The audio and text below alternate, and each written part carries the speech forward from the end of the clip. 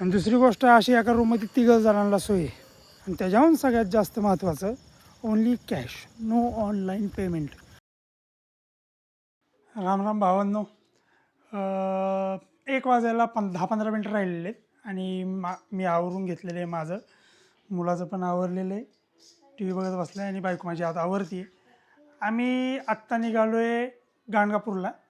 जाता जाता रस्त्यात अक्कलकोटला पण जायचं आहे, पण आत्ता जाताना जायचं आहे का येताना अक्कलकोटचं दर्शन घ्यायचं आहे हे अजून फिक्स नाही आहे. कारण प्रॉब्लेम असा झाला आहे की मला सुट्ट्या नव्हत्या. हे मी मागच्या ब्लॉगमध्ये सांगितलं, मला सुट्ट्या भेटत नाही आहेत. तरी आज नशिबाने हाबडे भेटला आहे मला. तर हाबडे भेटला आहे म्हणून मित्राला बोलून घेतलं लवकर, नाही तर आम्ही 3 वाजताच निघणार होतो. तर आता 1 वाजेपर्यंत, 1-1:30 वाजेपर्यंत मित्र येईल. तो हडपसरवरून येतो. आम्हाला जायला इकडनं मागणं रोड आहे. हडपसरवरून गेलो असतं तर लय ट्रॅफिक लागतं, त्यामुळे हडपसरवरून नाही गेलेलो. त्यालाच इकडं बोलवलं आहे आणि इकडनंच आम्ही सगळे जाणार आहे डायरेक्ट. तर ह्या व्हिडिओमध्ये 2 व्हिडिओ बनतील. त्यामध्ये गाणगापूर आणि अक्कलकोटचं दर्शन असेल. आपली नवीन कार घेऊन जाणार आहे, बघा जी पार्किंगमध्ये लावलेली आहे. तर ही गाडी घेऊन जाणार आहे. आता पहिलाच एक्सपिरियन्स आहे माझा लॉंग ड्राईव्हचा या कारमध्ये. टाटा पंच अनकम्प्लिश्ड. आणि ह्याची घाई बघा झाली, ह्याला कळलेलं आहे आता जायचं आहे बाहेर, त्यामुळं खुश होऊन फिरतो आहे सगळं. शिवांश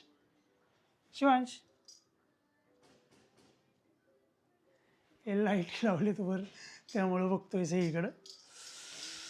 तर आता मी तुम्हाला थेट भेटतो गाडीतच. सामान जास्त नाही आहे. हे शिवांशचं सगळं, त्याचं झोपण्यासाठी, ह्याच्यात त्याचं खायचं, ह्याच्यात माझं बसकर पोथी वगैरे आहे. ही आपली नवीन गाडीची चावी आणि लॅपटॉप पण घेतलेला आहे, कारण तिथं काम करायचं आहे दुसऱ्या दिवशी जाऊन. मग काम करायचं म्हणल्यावर हे पण लागल, हे पण घेतलं आहे.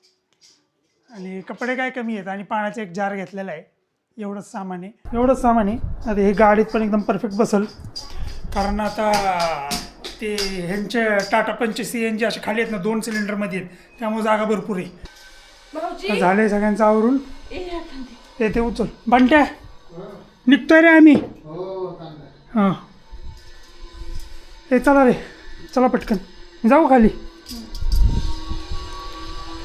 मित्र पण आलेलं आहे. आता 15 मिनिटात पोचत. कात्रजवरून निघालं आहे.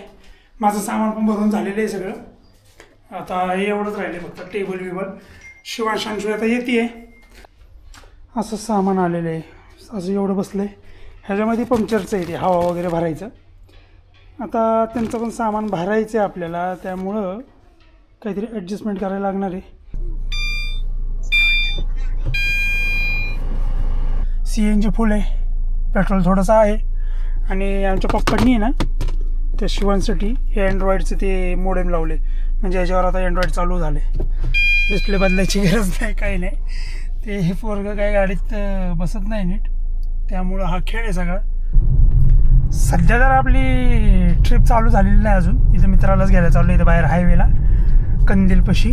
कंदील हॉटेल आहे इथं बाहेर हायवेला, तिथं उतरतात. तिथं जाऊन त्याला घेऊन येतो. घ्यायचं आहे पहिल्यांदा. तो आहे, त्याची बायको आहे आणि त्याची मुलगी. हे साहेब काय एवढे हळू चालले. तर ऊन पण लय खतरनाक आहे आणि हवा कमी दाखवते पुढच्या चाकात. हवा पण भरून घ्यायला लागेल पुढं जाऊन कुठंतरी. आता तर इथं हायवेलाच आहे, पण वळून वगैरे जावं लागेल, त्यामुळे आता मी जाणार नाही. पुढं रोडला कुठं ना कुठंतरी भेटेल. सासवडमध्ये तर 100% भेटेल. तर बघूया आपण तिथे गेल्यावरती. सध्या मागं बसले, आत्ता पडलाय हा गाडीत आतमध्ये, त्यामुळे आता हालचाल करा, शांत बसलंय. हे आलेत वाटते, समोरच्या गाडीतच आलेत वाटते. आता मला सामान जरा नीट भरून घ्यावं लागेल, कारण जागा उरलेली आहे गाडीत. आता ह्यांच्या किती बॅग आहेत काय माहिती. हा मित्र झालेला आहे, ठीक आहे. आला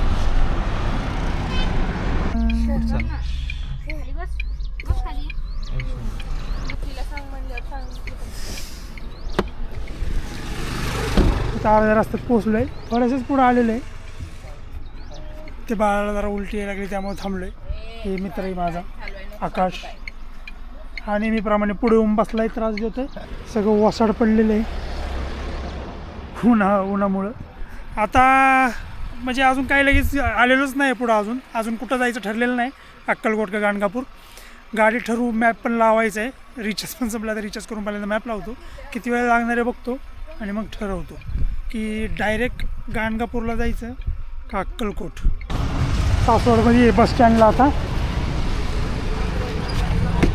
सासवड बसस्टँडला आलेलं आहे, तर नाश्ता करायचा आहे, जरा पोरांना भूक लागलेली आहे, जरा उलटी आल्यागत होते त्यामुळे थांबलो आहे. तिथं बसस्टँडच्या समोर नाश्त्याचं सेंटर आहे एक, तिथे गेलेच सगळे.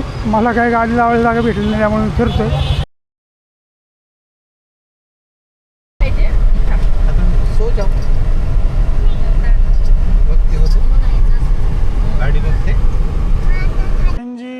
आता भरायला थांबलो इथं, 3च गाड्या उरल्या होत्या, रस्त्यात लागलं होतं तर म्हटलं भरूनच घ्यावं, पुढं परत भेटते नाही भेटते.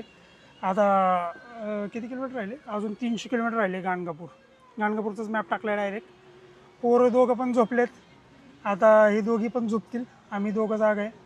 तो आकाश पण नाईट शिफ्ट करून आला आहे त्यामुळे तो पण झोपेल, मी एकटाच जागा आहे. म्हणजे पोरं शांत बसा म्हणून खायला गेला थांबलं. आता पेरू द्राक्ष वगैरे, अजून 250 किलोमीटर राहिले. शिवांश 118 किलोमीटर राहिलेले, 118 किलोमीटर अजून. आता पुढं जे शंकर म्हणून चहाचं दुकान फेमस, तिथं म्हणजे फेमस म्हणजे मी दरवेळेस थांबतो तिथं, थांबून जरा कॉफी पिणार आणि मग निघणार आहे. ते कापूनच घे आपल्याला खायला, कापूनच ते मसाला लावूनच घे काप. हे लेकरांना बिगर मसाल्याचे घेऊ ना, एक बिना एक मसाला आपण काय करूया, काय पिशवीत घेऊ, म्हणजे आपण जसं लागेल तसं. 2 कांड्या राहिलेत आणि मॅपवरती शोधत होतो आम्ही, मॅपवरती शोधत होतो पण काय सापडलं म्हणजे मॅपच चालू झाला नाही. स्वतः साईडला दिसलं चालू, लाईन पण होती त्यामुळं थांबलेले. आता हे सगळे गेलेत बाहेर, टाईमपास करतील. मी बसतो गाडीत, कारण ड्रायव्हरला तर गाडीत बसावंच लागणार, नाही तर गाडी कोण चालवायची. वाजलेत 6:30 आणि 182 किलोमीटर राहिले. आता इथं CNG भरायला एक 10-15 मिनिट तर लागेल. आणि मध्ये रस्त्यात लपडं झालं, हे फास्टॅग आहे ना ते इथं असं लावतो आम्ही, चिटकून ठेवलेलं नाही, ते ह्याच्यामध्ये गॅप आहे ना त्याच्यात जाऊन पडलं होतं, ते शोधण्यात अर्धा तास गेला, 40 मिनिट गेले शोधण्यात. तिथं वेळ गेला, कारण ते काय आहे कात खेड शॉपरचं टोल नाका आम्हाला फ्री आहे, पण ते चिटकून लावलं असं ठेवलेलं असेल ना तर त्यातनं पैसे कट होतात. त्यामुळे पप्पांनी ते काढून ठेवलेलं आहे, असं लावून ठेवलेलं नाही. ते आता पडलं, त्यामध्ये पण वेळ गेला. 6:30 वाजलेत, अरायवल दाखवते 10:18, म्हणजे 10:30 वगैरे वाजल, म्हणजे 11च वाजणार आहेत, कारण जेवायला पण थांबणार संध्याकाळी. असं लपड आहे. सूर्य चाललाय अस्ताकडे. शेताच्या साईडला पेट्रोल पंप आहे आणि पेट्रोल पंप दिसतो लगेच, CNGचा बोर्ड आहे तिथं चांगला. ठीक आहे, मागच्या CNG पंपावरती भांडण झाली जरा असं लाईनीत लागण्यावरनं, इथं आहे चांगली लाईन त्यामुळे काय भांडण नाही.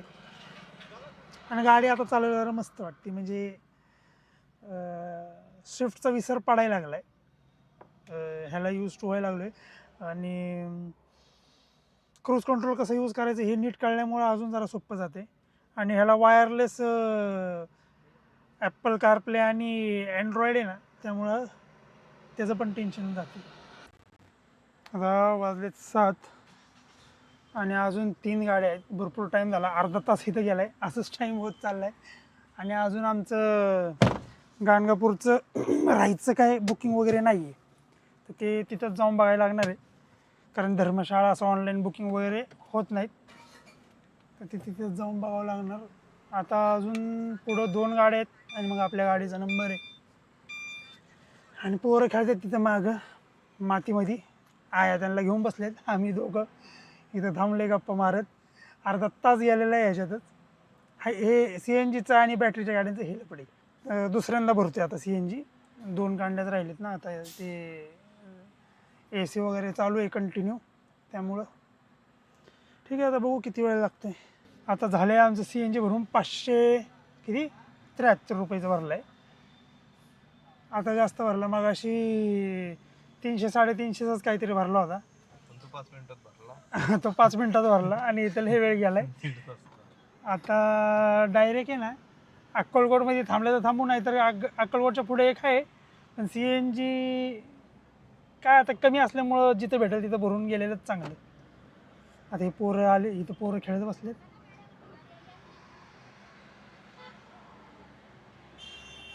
या हॉटेलला थांबले आता जेवायला, कारण 8 वाजलेले आहेत आणि पोचायला आम्हाला लय वेळ जाणार आहे. मग परत नंतर सगळं बंद होत जातं. त्यामुळं आत्ता जेवण करून घेतो. खरं जेवायचा प्लॅन आमचा गाणगापूरमध्ये होता, पण लेट झाल्यामुळं आता जेवावं लागेल.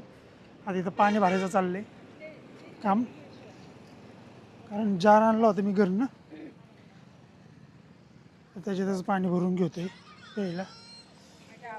आता आम्ही इथं जेवणार आहे डायरेक्ट मग गाणगापूरच. CNG पण भरलेलं आहे पूर्ण, CNG पण फुल आहे. त्यामुळे आता काय कुठं थांबायची गरज नाही आहे. हे हॉटेल मला नवीनच झालेलं दिसते, प्युअर व्हेज आहे, सगळे व्हेजिटेरियनच आहेत.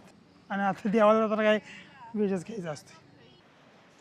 नवीनच झालेलं आहे हे हॉटेल, त्यामुळं सगळं एकदम टिपटॉप आहे. आतमध्ये आलो, इथं पोरांना बसता येत नाही बाहेर खुर्चीवर, म्हणून आतमध्ये घेऊन आलो.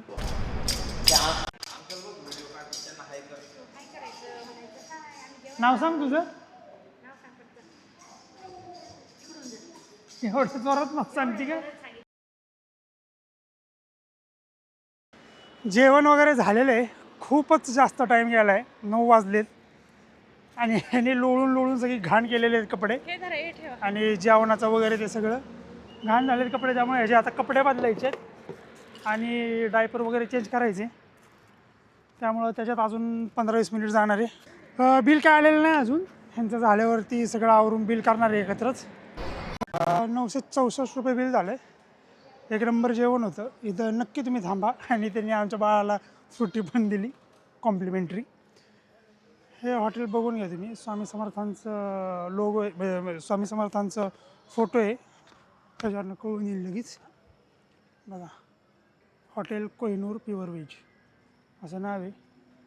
मस्त आहे आणि पार्किंगला पण भरपूर जागा आहे आणि एरिया पण चांगला आहे, वॉशरूम वगैरे चांगलं आहे.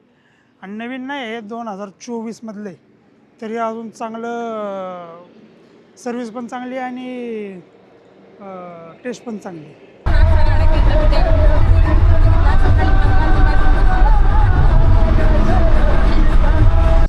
1 वाजायला 10 मिनिट राहिलेले आहेत. आत्ता पोचलो आहे जस्ट. ते संगमच्या रोडला भक्त निवास आहे, तिथं आलो विचारायला. गाडी बाहेर लावली आहे. पहिल्यांदा चेक करणार आतमध्ये जाऊन. रूम तर आहेत, पण नेटवर्क चेक करावं लागेल, कारण मला सकाळी जॉब आहे, ते महत्त्वाचं आहे. दुसरीकडे पण एका ठिकाणी विचारून ठेवलेलं आहे लॉजवरती, तिथं पण आहे म्हणलेत ते रूम. तिथं 1200 रुपये नॉर्मल आणि 1500 रुपये AC असं सांगितलं आहे त्यांनी. पण भक्तनिवास जरा चांगलं असतं, पोरं खेळतील पण मी ज्यावेळेस काम करत असेल, फिरायला भेटेल. त्यामुळे पहिल्यांदा इथं आलो आहे. मोठं आहे भरपूर. आता इथले चार्जेस मला माहीत नाही, आतमध्ये गेल्यावर बघतो आणि सांगतो मग तुम्हाला. झाली आहे रूम बुक. इथं तुम्हाला दाखवतो रेट काय आहेत ते, आणि सगळ्यात महत्त्वाचं नंबर पण दाखवतो आहे तुम्हाला. इथं घरनं तुम्ही बुकिंग करू शकता. आणि त्याच्याहून सगळ्यात जास्त महत्त्वाचं, only cash, no online payment. पण आता रात्री माझ्याकडे 200 रुपये उरले होते. आता कॅश ठेवतच नाही ना, आणि 200 रुपये उरले होते.